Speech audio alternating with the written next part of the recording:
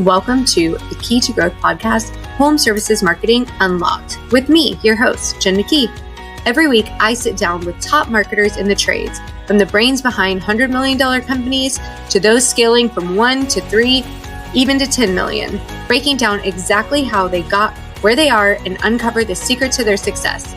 If you're ready to grow your business and get real, actionable insights, you're in the right place. Let's unlock the key to your marketing success starting now. Welcome back, everyone, to the Kee To Growth Podcast.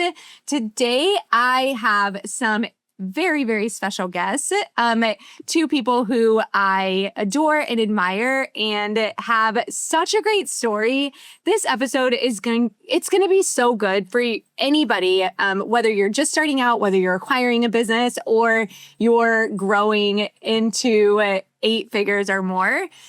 So today I have Jay and Amanda Mahaffey from Tuck and Howell. Guys, why don't y'all introduce yourselves? Hey, Jen. Thank you. That was super sweet. Yeah, thanks, Jen. First of all, I'm Jay Mahaffey, owner, president of Tuck and Howell Plumbing, Heating, and Air with my beautiful wife, Amanda. Yeah. And I have been in the trades since I was a little boy, started working here when I was 7 years old, learned install, service, and ultimately my goal was sales. And who would have ever thought that would have this opportunity to come back and buy the family's business after working for competitors for 15 years. But nonetheless, it's hard to work for family, and very grateful for this opportunity. I could not do it without my wife. Yeah. So my background is accounting. Have worked under CPAs my whole career and came into the industry, and it is obviously a very different industry. I was married into it with Jay, but working in it has been very different. We came in, bought a failing business at $4.3 million with a negative 11% net income. It was just stuck back in the 80s. They had a great customer base, but it had just been poorly managed. And that's kind of where we started and how we got here. Yeah. So we, transparently, because that's how I am, we've worked with Tuck and Howell and done their social media for, I want to say, going on 2 years now. Yeah. And I love to see the growth that y'all have. And we really came in kind of when y'all were changing everything. So I like to start at the beginning because, some people start with a guy in a truck and it's like, how do I get my first customers? But y'all's beginning was really different. It was more so this acquisition and then now how do we move forward? So I would love to know what were some of those initial, and neither one of y'all have a marketing background per se, but what were your initial thoughts on how we're going to take this business from, this 80s business into 2020 or whatever year that was? Well, we wrote a business plan first when we came in. So prior to, Jay worked in the industry his whole career, right? And so we would do conventions, but they were always Linux conventions. So we started really networking and kind of picking people's brains because we had the concept. We knew we wanted to own our own business. That's right. So we developed a business plan. Jay read Dan Antonelli's book. Branded, not blended. And he was like, I feel like I'm ready. And that was really, truly the light bulb moment, because I think that he had the skill set of sales. He had been in sales, but he'd done every stage of it. And I had the accounting side. So I looked at the financials and I was like, oh my God, there's no way we're buying this business. This is a shit show.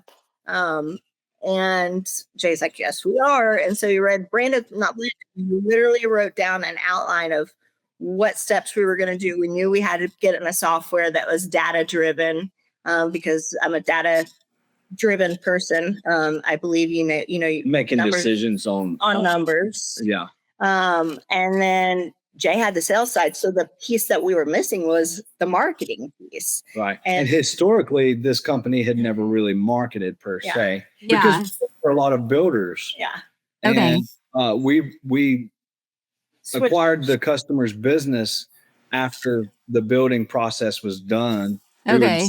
On a maintenance plan, we just had a lot of reoccurring services after the installation process took place. So, and we did a good job of acquiring all those customers and retaining them. over the decades. We have had customers that we've replaced, actually stuck with them through the install, the build, right? And then replaced multiple systems with us decades after. Systems. It's really cool. And so that typically does not happen anymore. They had a great company. So we had a great foundation and great base. But we literally had spent $26,000 a year in marketing. Isn't that We're spending that just on TV right now a month. Right. So okay. So I know, like, I think it was last year, I introduced you to someone and he had like this question, which I think a lot of people have. Like, you get to a certain point and you know you need to invest in marketing, right? And it's like, do I invest in my brand? Do I invest in, like, what were the first steps that y'all took? I know you guys read Dan's book and kind of came up with a plan, and y'all did go through with the rebrand, but like, what were the first things that you guys changed? You want to get this? Our very first steps, 100%. We're in a new age. We knew social media was so important, and that's how we got connected with you. So literally our first steps of marketing were rebrand and social media. We and hired your team, and I'm not joking. I spoke with one of our mentors yesterday in the industry who does very well.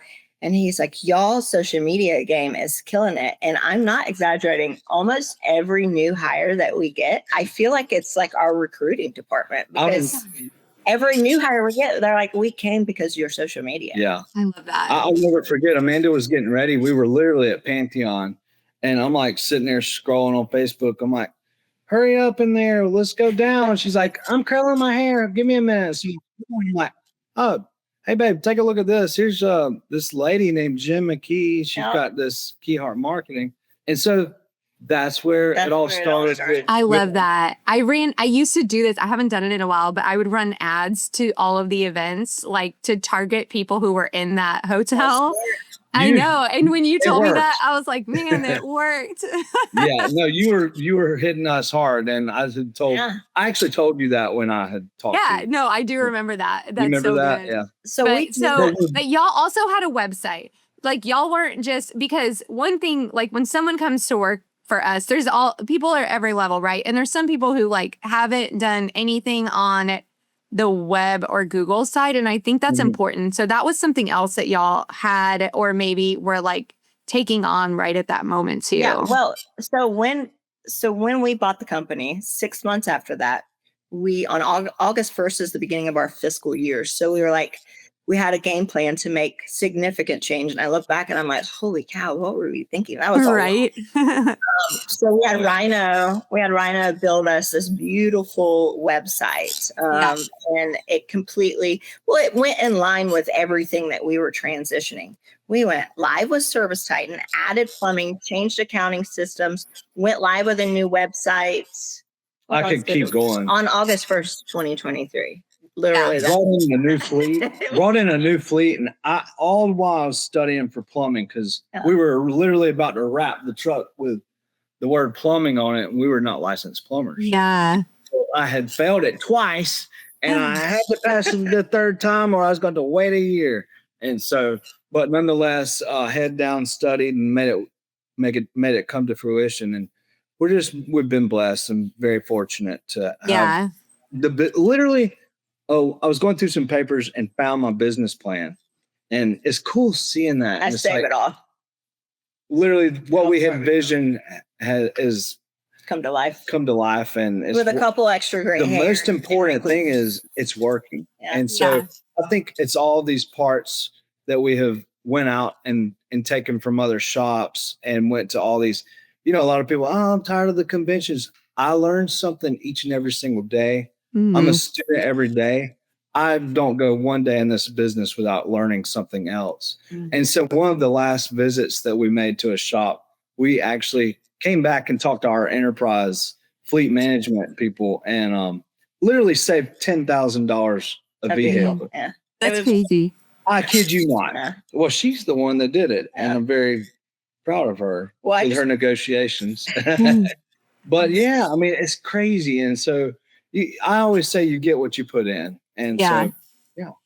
I think like and maybe Amanda, like you can speak on this being a numbers person. And I'm like, I don't know. And I know that based on what we know about each other, I feel like Jay and I are a lot alike in how we move through things and make decisions, which is like quickly and probably uncomfortable for some people. And so what you just said, when you're already negative, like how did you feel comfortable enough to make these investments in everything that you mentioned too? This is not lead generation stuff. Like y'all were investing in like building a brand, which obviously then you could charge more and you can hire better people and you can really, build out this service that y'all were building. But like, how did you justify or even decide like how much you were going to invest in this? We had Alan Crick. He owns Bullseye and Florida. He owns several other, him and his wife Melissa, great people. We connected with someone who actually was being successful in the industry. I think you have to be really careful of who you ask advice from. And then amen to that. Yeah. But we connected with them and he flew up here. And I had all of our financials spread out on the table. And I was like, we are losing money. We're about to buy this company. We sold both of our cars to liquidate our 401k to make this move. And I didn't pay myself for 9 months. First of all, that's kind of what got us here. But we weren't putting money into the company. And I was selling. We just said, okay, what do we need to do first? You need to make money and stop the money from going out, right? So Jay's good at sales. So he started selling different. They were selling from the office. So he believes in selling from the kitchen table for the HVAC industry. So he started making the money and I started reviewing the financial statements and plugging all the holes. Like, okay, what is this? Why are we spending this? And plug that hole. What is unapplied labor? We had 3 guys in the metal shop building metal for no jobs, pulled them out from the metal shop. I mean, we went through and I audited our insurance and I just audited every expense account. It's not difficult. We literally just click in and see what is in your expense account. Be like, why is this here? What is this for? So he started making money. I started plugging the holes and we connected. The way you laid that out. Yeah. There you go.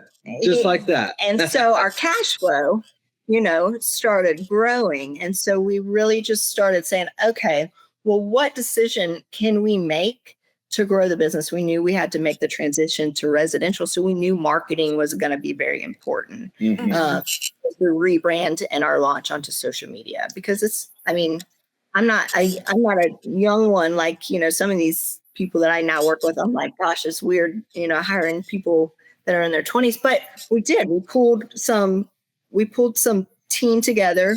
We've got a social media girl in-house that captures the content because we didn't have the time to capture. Yeah. Well, it was awkward us having to do it. Yeah. And so like people felt like they had to be forced to do it. I got to do this for the boss, right? Yeah. But it's like totally different vibe with someone else doing it. So she's able that's so interesting. With the content.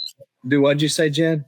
No, I think that's a really interesting take on it. Like, I think, and it's kind of, I think there's like 2 things there. So we do work with some clients who like the boss, the founder is a documenting person. They've always recorded stuff. They've always been on camera.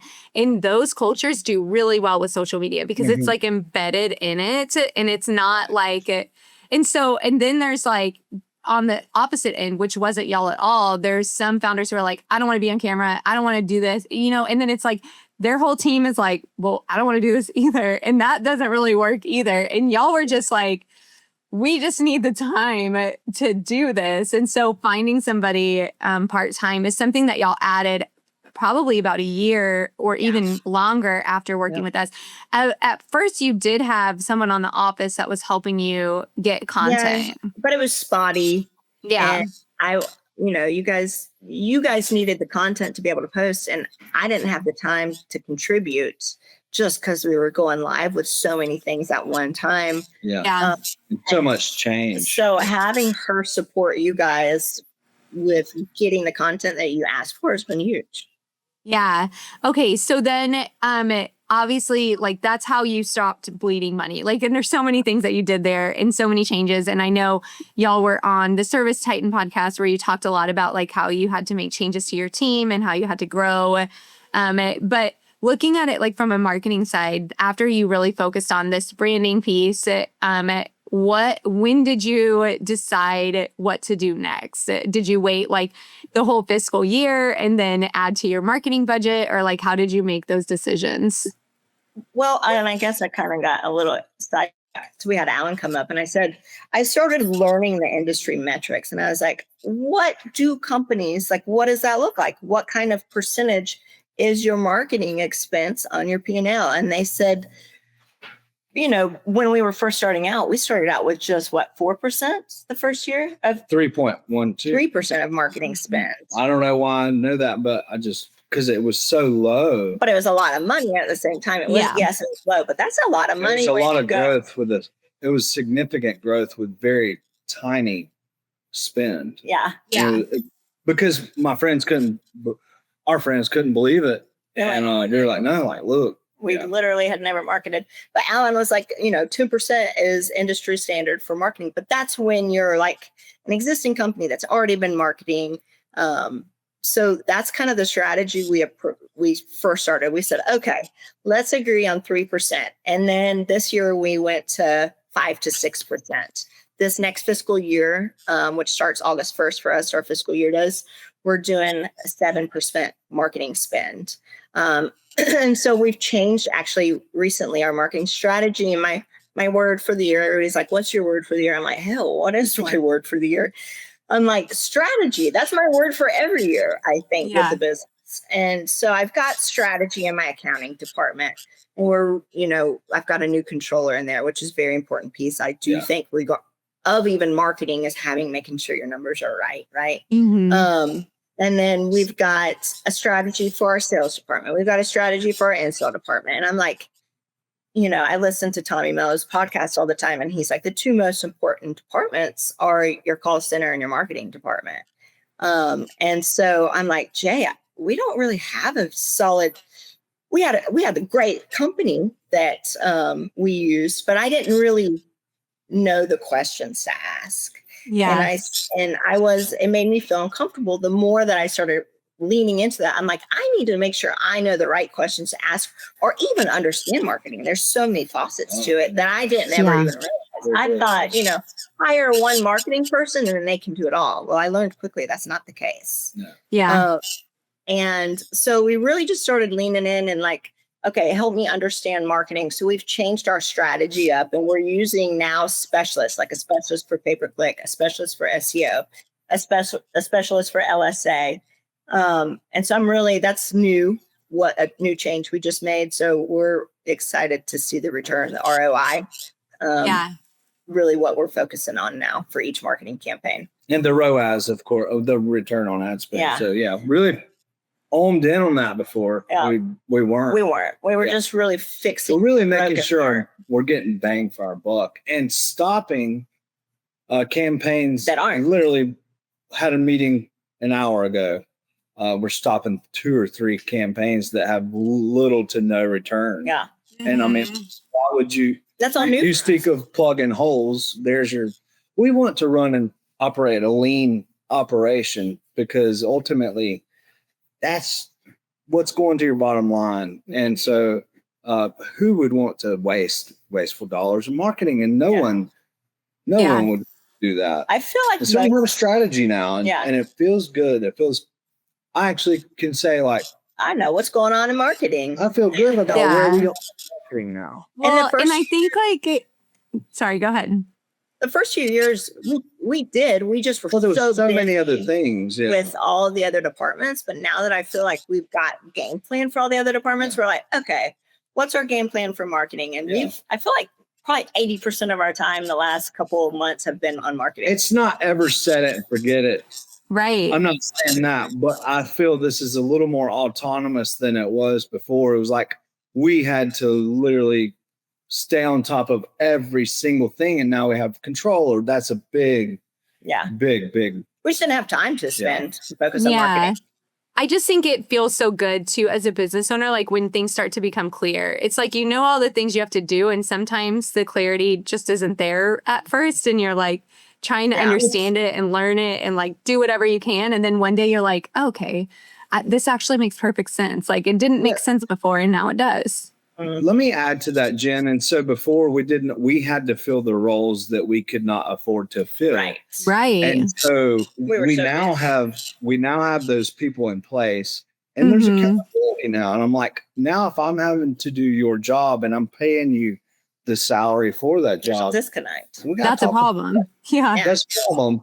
It's not like a firing scenario per se, as much as it's like, okay, what can I do to help you get here? Do your or is it a will or a skill problem? And so we're kind of getting this it's fun coming together and not having to be in every role is also there you nice. go. Yeah, because at first, and I don't know if we said this, but Amanda, you were overseeing marketing, which was just like you were just in charge of making sure that there was marketing. And that's kind of the capacity that it was at, because we were in so many different roles. I mean, hell, he was selling at first. I was doing the accounting. I was answering phones. He was answering phones. We were just, by the way, that's a very, very difficult task. I praise that we'll do it. Answering phones. We actually answer. We've been answering because we've moved away from an answering service recently. So I've been covering until we got the role filled, because I was like, we just filled the role. So we're only going to have to do it. No, you don't have to do it anymore. Actually, I think we're done now. Yeah, we're done. I think we're done finally. Last night was our last night, but it's been funny and fun. And I think it is important to still, and that's what I told you. I said, I think it's still really important for us to be involved in these roles and fill them from time to time, because like just see what it's like. I see so many holes in the game. I'm like, oh gosh, like it's an eye opener. Yeah, you got to get in there and get in the trenches and see what your people are seeing, because it's like, oh wow, okay, I'm glad I did this. Yeah. Now I'm like, I need to do this in every department now. Oh my gosh! Until we continue to structure it, and I think it's an ever-changing thing. Yeah. Okay, so I want to come back to it. And so you hired somebody internally that you labeled a fun fairy. But one thing that you were really looking for is not only to like take care of your team internally, but also to be more visible in the community. And you guys have killed it on this. So talk about like what this role was, what it has become, and like some of the things that you guys have been involved in the community lately and how it's impacted y'all. Yeah, so I'll start off. And so it's called work for a reason, right? But we all want to have fun too. And sometimes I think like we get so tied up in our daily activities. It's like, all right, let's put some smiles on some people's face and show some appreciation for the hard work that they do each and every single day for us. And so it's a give back. And, we're in a room where the walls are wrapped. Literally, you can see we had taken photos playing golf at Tuck Golf. We ride go-karts. We do fun things. They're going in 4 days to the Greenville Drive, which is a local baseball team, and taking pretty much the whole company. She's keeping the atmosphere fun. And as long as the work's getting done, that's our biggest thing. If our metrics are being met, then the fun fairy can have fun, right? But if not, we've got to make sure there's a balance. They get a budget, right? Yeah. And there's no budget when the stuff's not getting done. But I mean, I think continuing to keep the atmosphere light keeps this. I mean, during peak season in the summer, hard. It's so hot out right now. It's a grind. Our phone calls, I think. So we had metrics our last for June, we had over 600 new customers just in the month of June. That's amazing. So July, I think we pulled the report. We're tracking about the same for July. Maybe a little less. But. So, I mean, they're answering phones. People are running install departments. So the fun fairy concept is, and we did IVs. Fun fairy brought IVs for the team. The install team, to hydrate them. Right. It keeps it light. everybody's grinding hard. So I think that's definitely brought a sense of appreciation for everybody's hard work. But she also, so we hired her as part-time Fun Fairy, part-time organic marketing or grassroots. And so we've listened to Dan Antonelli, and he's like, get involved in your community, get involved. It has the best ROI. It also makes you feel really good being a part of your community and supporting your local community. And so it's been fun to see our team that is like, hey, I would love to come out and help this weekend. We've done a thing called Duck Derby in downtown Greenville. We've donated to our local group. Tell them what the Duck Derby is. They release like 1,000 ducks down the river, and whoever wins the race, they can win all kinds of prizes. So it's fun, lighthearted stuff. Yeah. But we've also donated systems to people in need. This year, we're going to do 2 systems at Christmas time. We've done 1 system the last 2 years. And so to that's what makes us feel complete. Yeah. It does feel all the revenue and all the things are great. But there's people out there that are dying in the heat and cold. Yeah. We had the last one, now that you brought it up, she literally had not had air for 3 or 4 years. And 2 kids. It was colder in her house than it was outside. I'm sorry, the previous. It was colder in her house than it was outside. Okay, yeah. And you know who I'm talking about. And I was just like, oh, I wish we would have been there sooner. You know, I just felt bad. It makes you want to. I wish we could give more. And, you know, it brings tears to my eyes when we meet these people, just because you truly are helping the community, but you're helping the community and you're getting, you know, a return off of that. So it's a win-win. It's marketing, the best kind of marketing. And it's like, okay, a lot of people market this, but when we actually show the community, like, here's the winner. Here's her story. We also called the local news station and was like, hey, tell them what we did for you. You know, taking, of course, advantage of that marketing opportunity, but to let the community know that there is good out there. Right. News, it's not all just bad. Yeah. No. Yeah. I love that take on it. I think that some people struggle to share the good that they're doing. I've heard it before that people say, you know, I don't want to feel like I'm bragging. And I just think that there's so much inspiration to be found in these stories, and you inspire other people to do the same thing, whether it's other people in your community that see opportunity for helping the community, other people in the industry that see the things that y'all have done and want to do the same for them. Like, there's so much good to be found in it. And I love that take too on like putting something good on the news and giving someone like something good to watch and feel good about. So that's I just awesome. thought of another one. We had some wildfires, and sometimes it doesn't have to cost you a penny. This is an example. We had some wildfires up in North Carolina, and I had just picked up the phone and called 2 of our biggest vendors, and I thanked them for donating water. And they didn't even know they were donating.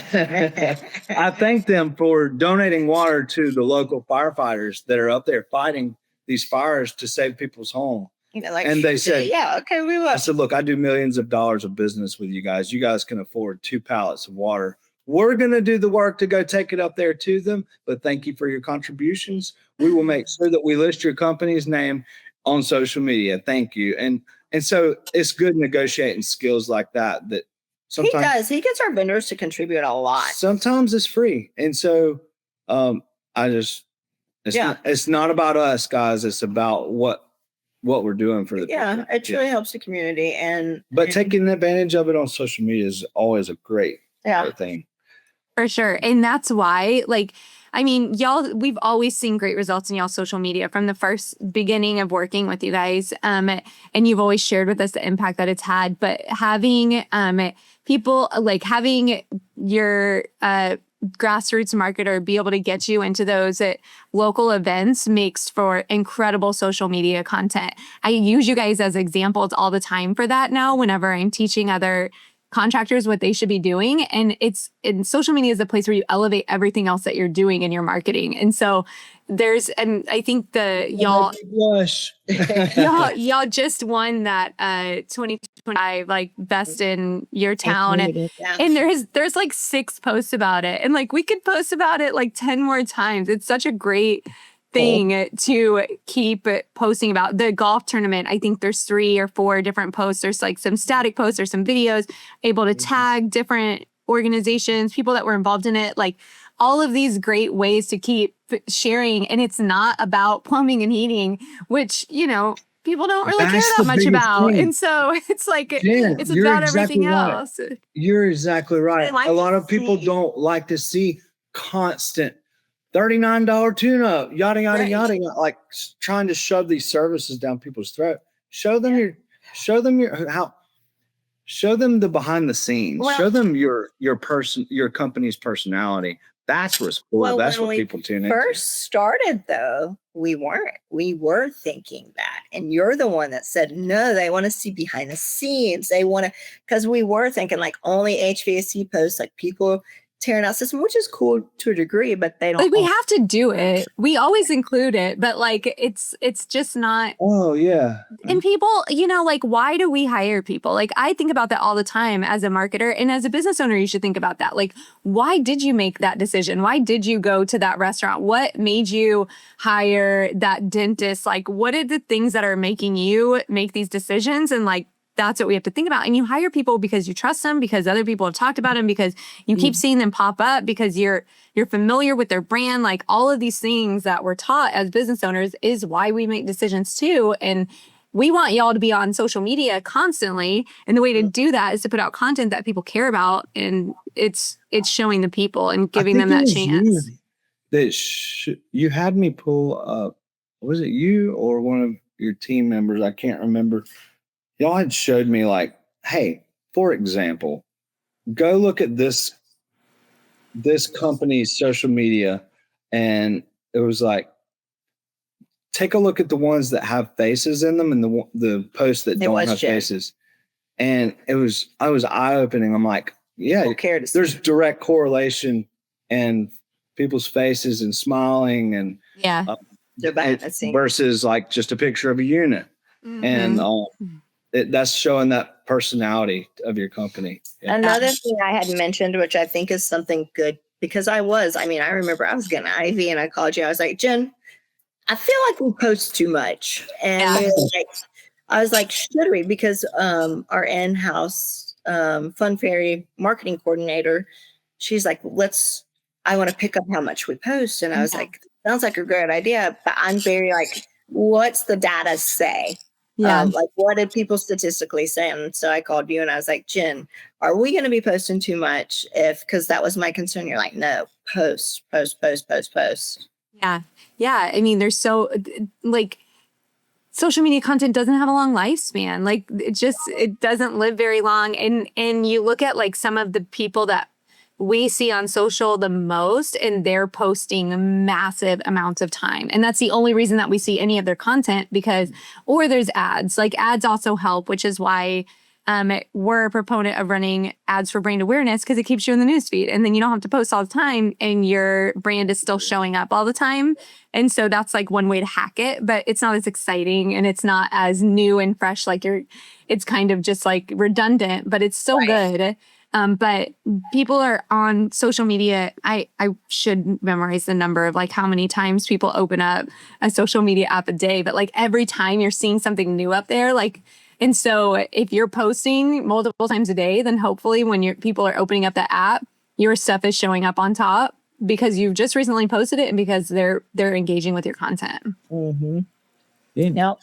It's good. All right, guys. So we're coming to the end here. You guys have shared like, oh my gosh, so much value. I'm super excited for anyone who is listening to this episode, but I like to end by asking everyone the same question. So you're on the Kee to Growth podcast. So what is the key to growth? I mean, Kee to Growth on my end is look at your numbers, know your numbers. Numbers don't lie. And that's with marketing. That's with every single department. Numbers don't lie. Know your numbers. It takes time to get it all organized and sorted out in a game plan, but don't be too hard on yourself, but start somewhere. Start with a P&L and balance sheet, watch a YouTube, understand that. And I think it even affects your marketing because you don't know your marketing spend. And that can go down a whole avenue as well. Know your numbers. I'm going to quote Tommy Mello on this one. And that's nail it before you scale it. I love that. And on that. You have to have that down pat before you can scale because you're going to literally scale a mess. Yeah. And so when we grow, we want to grow right and grow lean, right?